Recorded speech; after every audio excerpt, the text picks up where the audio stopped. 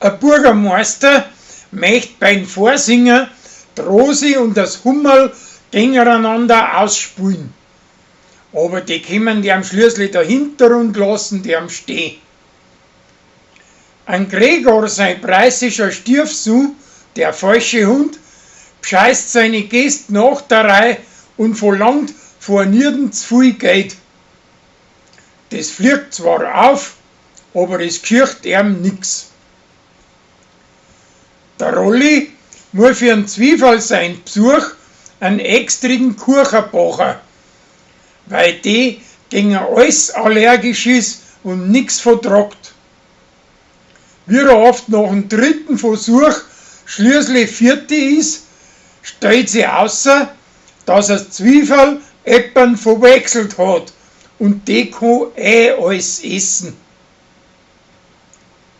Der Martin mag seinen Schlupftag nicht feiern, weil er dabei auf den Tod von seiner früheren Liebschaft denken muss.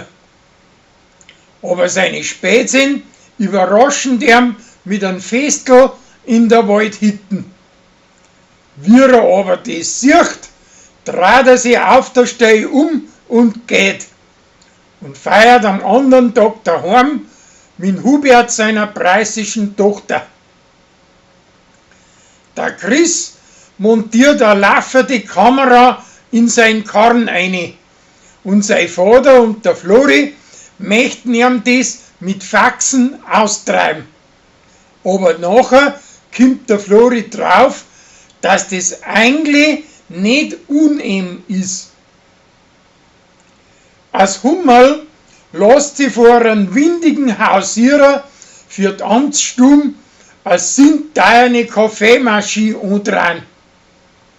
Als Zwiebel ist aber dagegen und drum schlagt's den Handel wieder zurück.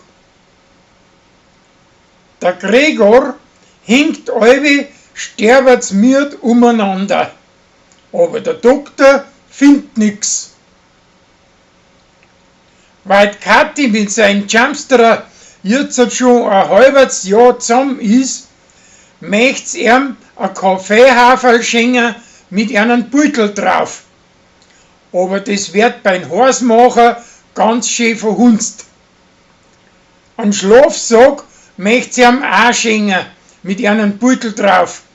Aber der Corby verhindert das und sie kriegt ein Heiselpapier geliefert mit einem Beutel drauf, dass er sie mit ihrem Liebling alle Tag einen Arsch auswischen kann. Die Rosi hat einen Notstand und wird alle gampsiger und schreibt sie im Internet aus, weil sie sich einen aufreißen möchte und redet am Spielplatz einen alten Krauderer schwach von der Seite an.